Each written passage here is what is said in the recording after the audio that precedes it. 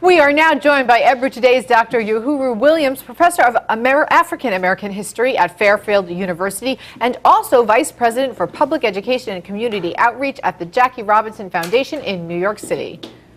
And Dr. Williams is here to talk about the national celebration of Black History Month as we now wrap up Black History Month this week. Let's talk about the origins of Black History Month. Where have we come from? Well, it's very interesting because it began with a gentleman by the name of Carter G. Woodson, who was born in Canton, Virginia in 1875, was the second African-American to receive his Ph.D. from Harvard University. And once he received that Ph.D. In history, determined that there wasn't a lot of information about the history of African-Americans or the history of Africans in general. And so he went on to found an organization called the Association for the Study of African-American Life and History in 1915. And then in 1926 began a celebration of Negro History Week in February, which eventually became Black History Month. Right. As we know, there was a concerted effort way back in the day to bury that history and eliminate it. So it is an achievement for him to have discovered as much as he did. What's the relevance today?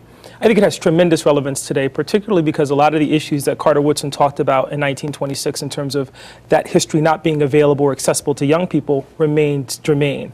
So we still have a situation where in many schools African American history is not taught, women's history is not taught, and so linking those two, for example, the theme this year for the association is Black women in American history. So those themes are important. They help to galvanize students, help them understand the importance of history to their own lives, and also hopefully push them to achieve their own dreams by looking at role models who've done incredible things in their own lives. So do you think this month we really saw that happen?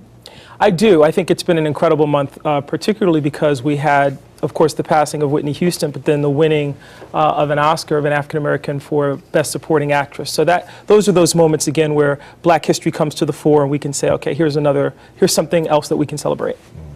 What do you think other cultures need to get out of Black History Month, or is it even relevant to other cultures? Absolutely relevant, and I think part of what they take away is that Black history is American history. One of the things that Carter Woodson wanted to emphasize is that if we taught American history honestly, there wouldn't be a need for Black History Month. But because we segment and compartmentalize our history, becomes this opportunity to have a conversation about the contributions of people who aren't recognized, who don't show up in textbooks, who we don't talk about regularly. So it's history from the bottom up. How do the people that we don't necessarily think about when we talk about history, how they impacted our history?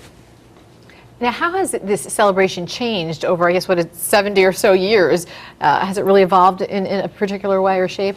It has. When Carter Woodson first started Black History Month, the focus was on historical figures. So we saw people like Harriet Tubman, Sojourner Truth. Some of the staples now of Black history that we talk about are people who played a role in the past. Today, Black History Month has really become a celebration and identification of famous firsts.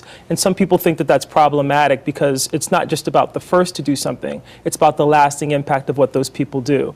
One of my favorite people is Constance Baker Motley, who was a Black woman who wrote or helped write the brief for Brown versus Board of Education, eventually became a New York State Senator, a judge, president of the Borough of Manhattan, just an incredible resource and civil rights pioneer. So it's focusing on those people that I think really helps young people understand that they have role models besides artists and entertainers, people they can emulate in all fields, and that's really the essence of Black History Month. You know, there are a lot of people that they don't hear about. The guy who invented the Super Soaker.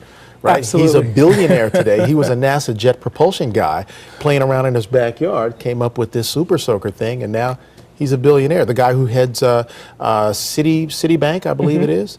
Absolutely. Is African American. And I think those are important too because again, it's not just, and part of the problem today is getting students to recognize, getting young people to recognize that it's not just in the realm of politics, but also in industry, right, technology, these other areas where African Americans have played a critical role and aren't always recognized. And I'm sorry, it's not Citibank, it's American Express. Right. Chanel, I believe is his name. Yep.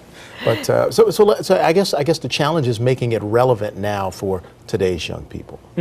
Which can be very difficult because we live in such a media-driven age that young people aren't necessarily going to pick up the resources, aren't necessarily going to read the books, go to the library, do the research. And so what you find are associations like the Association for the Study of African American Life and History, which is still going, trying to reach out in these digital venues to make Black history accessible. Facebook, Twitter, those types of things. You also have corporations, many corporations have long-standing commitments to Black History Month, like McDonald's, that promote Black history in their own way. So there are efforts afoot to try to do this, but again, I think the essence of what Woodson wanted to do is something that would take place in schools and the churches and the community, and that's still going strong. That's still very vibrant. And I know there's still some controversy, specifically with that recent movie, The Help, which was very celebrated, certainly, for its success, but there was, controversy about how African Americans were portrayed and the fact that Viola Davis, if she had won, she would have won a role for being a maid. Well, and the reason that controversy, I think, is so important is because if you look at the 5 African-American women who've been nominated in that category, 2 have won for maids, roles of maids. The first one, Gone with the Wind. Hattie McDaniel, yeah. Absolutely. And so part of the conversation is we want to celebrate the fact that these actresses have made a tremendous accomplishment, but if the roles are so limiting, so Meryl Streep wins for, playing this character who's so far afield from who she is, it would have been great if Morgan Freeman had won for playing Nelson Mandela. So there's this truly transformative character, but also something that stretches the bounds of what we see the actor doing. And in the case of African Americans, the argument has been that traditionally, African Americans have won in roles that fulfill or conform to stereotypes about blacks. So Monsters Ball, Halle Berry, or Denzel Washington in Training Day. These very negative portrayals of African Americans that then African Americans win recognition from the Academy for playing. But let's talk about Denzel in Glory. That was a very positive role. I agree, and that would have been, again, another film in which if he had been recognized for that, that would have been a wonderful affirmation not only of his talents as an actor, but also an affirmation of the fact that African Americans, again, are part of this this important history that the United States has, and not only in the role of slaves and maids and drug dealers and that kind of thing. I think actually he did win, and the reason I know we went to the same college, years apart, of course, but I'm extra fond of him for going to Fordham University. Let me ask you, what do you hope that folks around the world, as they come to America, they see and live much of our experience? What do you hope that they get out of Black History Month?